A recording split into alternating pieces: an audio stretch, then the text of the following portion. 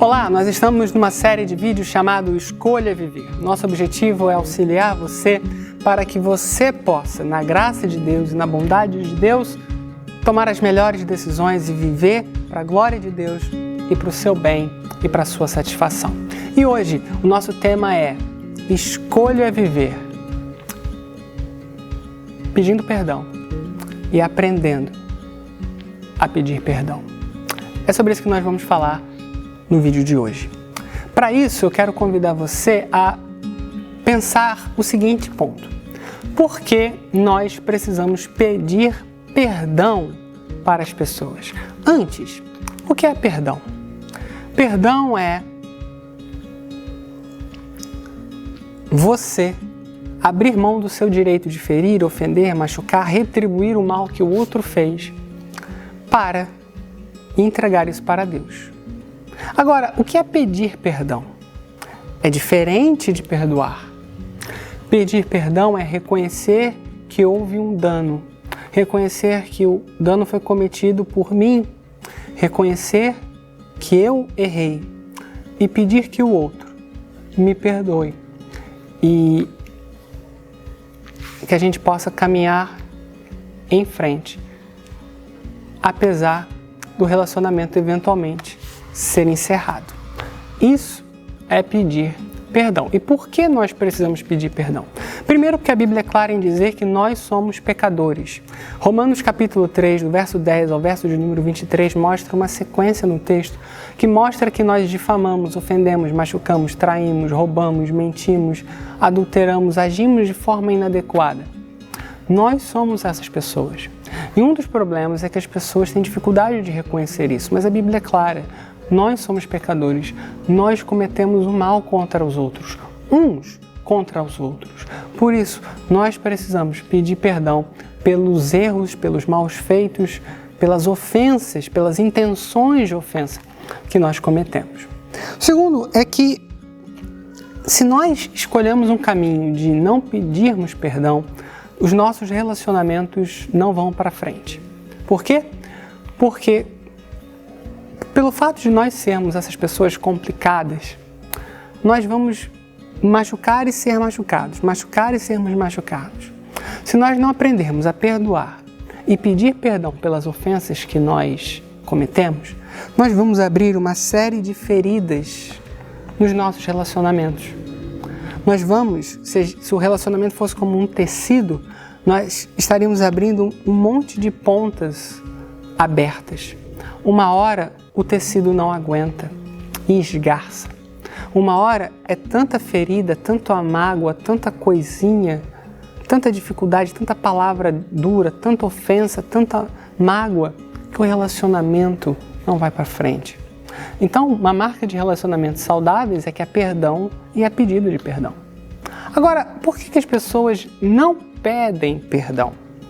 Bom, porque você e eu não pedimos perdão? Talvez essa seja a melhor pergunta.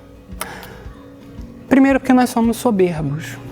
Nós achamos que as coisas precisam ser feitas do nosso jeito, da nossa hora, segundo a nossa vontade. E aí, quando as coisas não acontecem desse jeito, não poucas vezes ferimos, machucamos, ofendemos. Mas como nós estamos cegos pela nossa soberba, nós acabamos ignorando isso, achando que o outro tem mais é que ficar quieto e a gente que está certo e o outro que está errado. Segundo, nós não pedimos perdão porque nós preferimos colocar a culpa no outro. Então a gente não se responsabiliza pelas nossas ações e coloca no outro, na sociedade, no patriarcado, no mundo, no político de direita e de esquerda, coloca em Deus a culpa daquilo que nós fizemos e não assumimos e por isso não pedimos perdão. Também podemos estar culpados porque nós machucamos, nós temos consciência disso, mas pedir perdão é reconhecer isso para o outro. Isso eventualmente significaria aparentar uma fraqueza e muitas pessoas optam por não fazer isso. Muitas pessoas não pedem perdão porque elas estão envergonhadas e elas têm medo de serem humilhadas ao pedirem perdão. E muitas pessoas também não pedem perdão porque elas querem ter o controle de tudo na vida, das pessoas, dos outros. E pedir perdão é abrir mão do controle. Pedir perdão é abrir mão de comandar o que você está querendo fazer e admitir que você não dá conta de tudo, que você não controla tudo e que você precisa do outro. E também as pessoas não perdoam porque falta-lhes a elas o temor do Senhor. Então a pessoa não tem um relacionamento com Deus. Se a pessoa não tem um relacionamento com Deus, ela dificilmente também terá bons relacionamentos com outras pessoas. Mas você e eu somos chamados a perdoar e também a pedir perdão pelos nossos erros. E aí, como é que a gente faz isso? Bom, a primeira coisa é reconhecer que todo pecado, toda ofensa, toda mágoa, todo desrespeito é, antes de tudo, um pecado contra Deus. E aqui é o primeiro ponto onde muitas pessoas desistem. Pedir perdão, o primeiro passo é confessar a Deus o nosso pecado. Confessar a Deus que nós somos falhos, que somos pecadores, que erramos, que não honramos ao Senhor como deveríamos, e nessa situação nós estamos machucando pessoas, ofendendo, destruindo famílias, machucando coisas que Deus tem construído, pessoas que Deus criou, famílias, igrejas, locais onde o Senhor construiu e permitiu que fosse construído, e nós, com as nossas ações, estamos trabalhando para destruir. Então nós primeiro precisamos pedir perdão a Deus pelos nossos erros. Pedir perdão porque eu ofendi a alguém, pedir perdão porque as minhas posturas destroem outros. Aqui, muita gente já falha. Aqui, muita gente já não quer mais. E aqui é um ponto que, se você se diz um cristão, você precisa aprender a fazer isso. Porque uma marca de alguém que não é um cristão pode ser uma pessoa religiosa, ela pode vir na igreja, ela pode ser membro de uma igreja, pode ser líder de uma igreja, mas uma marca de alguém que não é um cristão convertido é que essa pessoa não perdoa. Mateus 6, capítulo 14 e 15 fala sobre isso. Mas uma marca de alguém que não é um convertido, que não teve uma experiência real de conversão a Deus, é alguém que se recusa a pedir perdão e assumir os seus pecados. Então, um membro de uma igreja, por exemplo, que não admite que ele erra, que ele cometeu um pecado contra alguém, e ele nega, mente, esconde as provas e não pede perdão, e persiste em não pedir perdão, provavelmente é alguém que não é um convertido, alguém que não teve uma experiência real de salvação com Jesus. Pode ser um líder da igreja, pode ser um membro da igreja, pode ser alguém que tem 50 anos de igreja. Não é um convertido. Então, esse é o primeiro passo. Para a gente pedir perdão, a gente precisa pedir perdão a Deus pelos nossos pecados. O segundo ponto é a gente precisa avaliar se a gente precisa pedir perdão ou não. E aqui é um ponto interessante. Por quê? Porque nem sempre o pecado que a gente comete contra o outro, ele foi feito de forma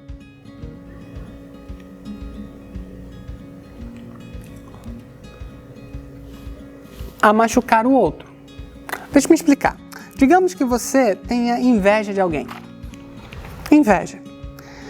Bom, isso é pecado. Isso significa que você acha que a sua vida não deveria ser desse jeito e acha que deveria ser do jeito do outro. Isso é um caminho inadequado.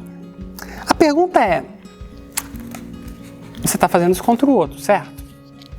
Mas você precisa pedir perdão para o outro porque você tem inveja dele?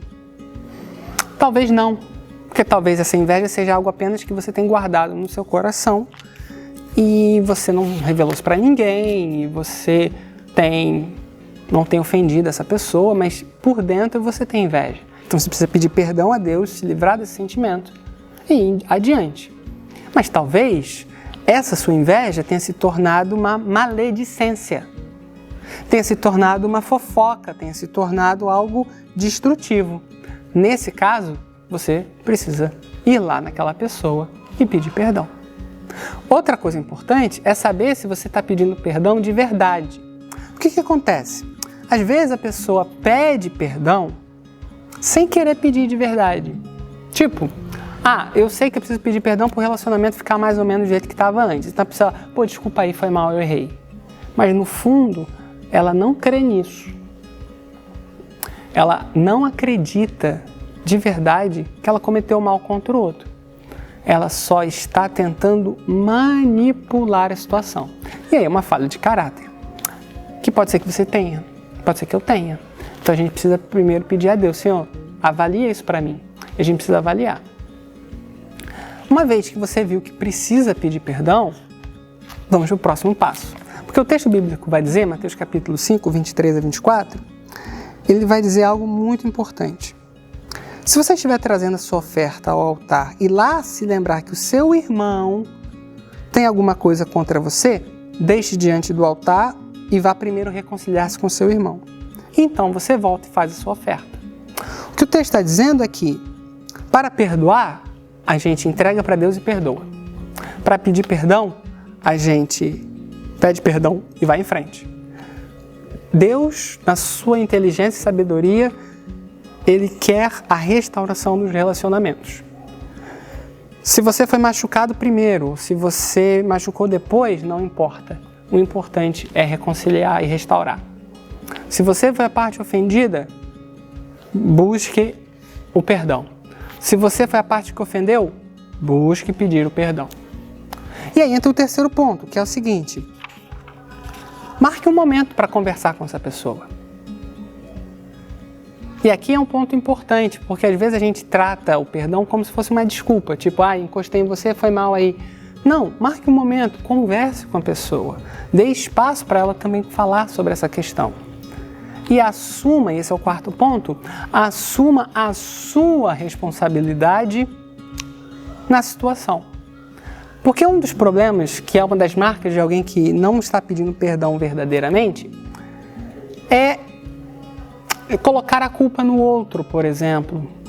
Eu fiz isso porque você fez aquilo. Eu fiz isso porque as pessoas me obrigaram a fazer. Eu fiz isso porque eu sou uma pessoa que fui dominada pelo sistema, que me impediu de...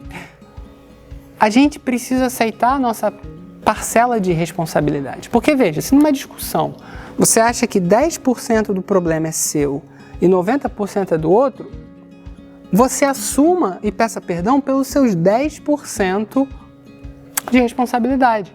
Porque na cabeça do outro, ele pode achar que o problema é que você tem 90% da situação, entende? Então nós precisamos assumir a nossa parcela. E entra o quinto ponto: seja específico. Nós precisamos ser específicos e claros. Sabe aquele negócio assim, perdoa aí as coisas ruins que eu fiz. Se eu fiz alguma coisa ruim aí, foi mal. Não é assim. É dizer, olha, me perdoe porque eu fiz isso contra você. Me perdoe porque eu falei mal de você. Me perdoe porque eu te ofendi. Me perdoe porque eu tomei decisões que desrespeitaram você, que ignoraram você. Seja específico, seja claro. Por quê? Porque ao fazer isso, você mostra que de fato está preocupado em restaurar o relacionamento e buscar o bem daquela pessoa. Porque o que muitas vezes acontece é que a pessoa, às vezes, só pede perdão de forma protocolar, mas não de verdade. Isso é especialmente comum em lugares religiosos, onde a pessoa prefere fingir que está tudo bem a, de fato, estar tudo bem. E isso significa que a gente precisa reconhecer a dor do outro. Porque o que nós fizemos, às vezes a gente acha que não deu problema nenhum, mas o outro, às vezes, foi extremamente ferido. E aí a gente deve pedir perdão. Pedir, não demandar. E aqui é um ponto importante, especialmente em ambientes religiosos. Não sei se você já percebeu que tem gente que utiliza os mecanismos da fé como instrumento de manipulação. Normalmente, essa pessoa lembra o outro das responsabilidades religiosas que ele tem, mas ignora ou esquece ou de alguma maneira tenta manipular para o seu benefício. Esse é um caso muito comum. Quando a pessoa diz assim, você tem que me perdoar, porque você é um cristão, porque isso é assim. O que você está fazendo? Você não está pedindo perdão de forma legítima. Você está sendo uma pessoa manipuladora. A gente não demanda o perdão do outro, a gente pede e deixa que o outro seja tratado pelo Senhor e Deus vai, eventualmente, trabalhar na vida dele. E isso exige de nós saber uma quinta realidade, que é a seguinte: esteja preparado para uma resposta negativa. Porque pode acontecer de você pedir perdão para a pessoa e a pessoa não querer te perdoar. Ou ainda, a pessoa pode dizer assim, quem garante que você está, de fato, pedindo perdão de forma correta? Por que isso acontece? Bom, isso acontece porque, às vezes, a pessoa com quem você está conversando, ela acha que você não se arrependeu verdadeiramente. E isso pode acontecer. Talvez ela também tenha algum tipo de culpa, porque ela pode ter também feito alguma coisa errada. E se você admite o lado errado, o seu lado errado, ela vai ter que admitir o lado errado dela e ela, às vezes, também não quer. Às vezes, a pessoa, ela quer restituição. Porque, veja, você pode pedir perdão porque, por exemplo, você roubou alguém, ou você deu um golpe e pegou o dinheiro da pessoa. Ok. Mas talvez uma forma de você querer de fato restaurar a situação é você restituir de volta aquilo que você fez. Aliás, essa é uma marca de alguém que teve uma experiência de nova conversão. É o caso de Zaqueu. Lucas 19 mostra isso. Quando Zaqueu recebe a Cristo como Salvador, ele diz, olha, eu posso ter fraudado pessoas, eu posso ter ofendido pessoas, então o que eu vou fazer? Se eu fiz isso, eu vou restituir, e não apenas restituir, eu vou pagar uma indenização.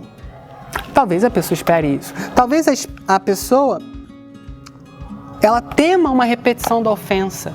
Porque às vezes você ofendeu a pessoa, você pediu perdão, mas depois você retoma a ofensa de novo e ela, poxa, essa pessoa está querendo manipular.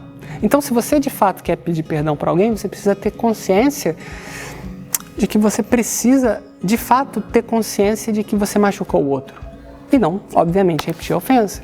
E pode ser que a pessoa não te perdoe também porque ela está confundindo perdão com reconciliação.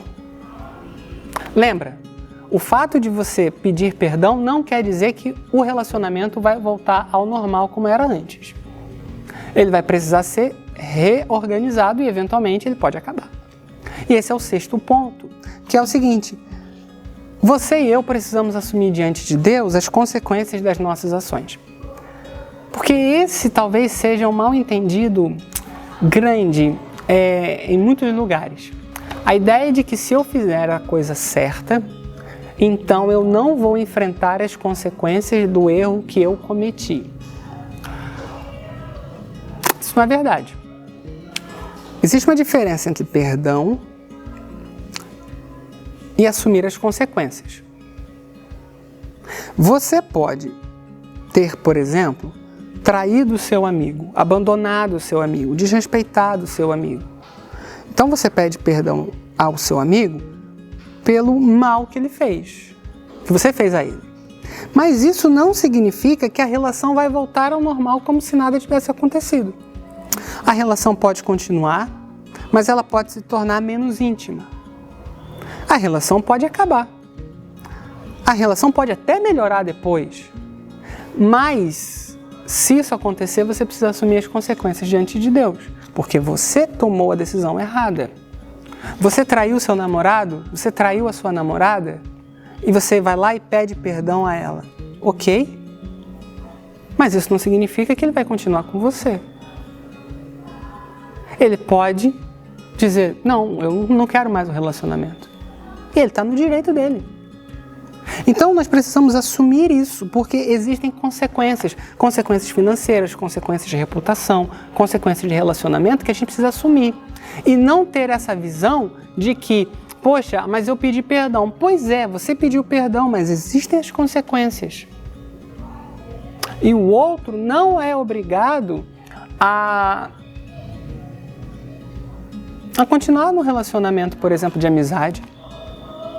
Ou, no caso específico do casamento, inclusive, dependendo do tipo de pecado, é passível de divórcio. No caso do adultério, por exemplo. No caso da violência. Então, é importante que você tenha consciência disso, e por isso é importante a gente pensar antes de fazer a besteira, de fazer a ofensa, de fazer o erro. Porque a mesma graça que nos perdoa é a mesma graça que nos capacita para não pecar.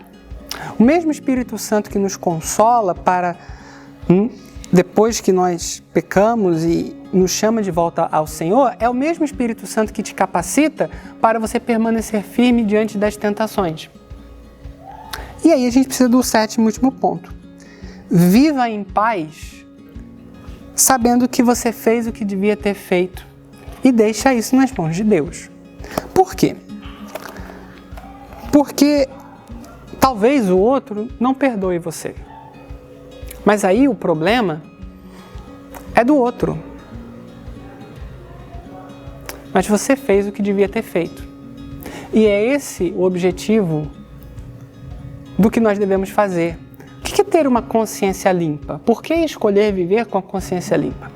Consciência limpa é: ninguém pode me acusar de não ter feito o correto, ou ninguém pode me acusar de eu não ter tentado corrigir o que eu fiz de errado. Isso é ter uma consciência limpa. Consciência limpa não é eu nunca pequei, eu nunca errei, eu nunca cometi nada errado contra ninguém. Consciência limpa é saber o seguinte: olha, eu já machuquei pessoas, mas eu pedi perdão a todas elas. Eu errei, Deus me salvou e agora eu fui lá e pedi perdão. Ah, mas a pessoa não perdoou. Mas aí é com ela. Ah, mas eu pedi perdão e o relacionamento acabou. Mas eu agi da forma que era correta. Eu pedi perdão. E as consequências são assim mesmo. Então, nosso chamado é extremamente desafiador. Mas a opção de não pedir perdão vai nos levar a um caminho de relacionamentos destruídos, de dor e mágoa e sofrimento causados por nós em outras pessoas, em perda de relacionamentos saudáveis, em uma vida que não glorifica a Deus.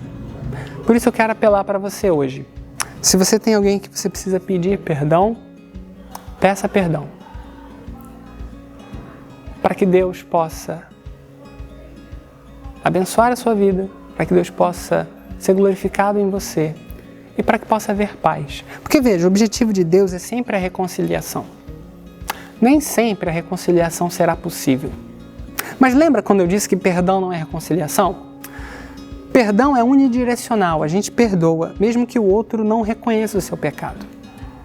Para que haja reconciliação, quem errou precisa admitir o seu erro.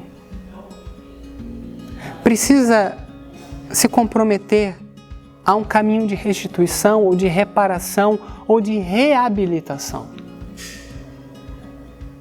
Deus deseja a reconciliação. E um primeiro passo para uma reconciliação é você e eu pedirmos perdão pelos erros que cometemos. Que Deus nos ajude a fazer isso. Que Deus lhe fortaleça. E que Deus lhe dê força para perdoar e para pedir perdão. Para que você possa escolher viver sem amargura, perdoando e aprendendo a perdoar. Deus abençoe você, Deus abençoe sua família.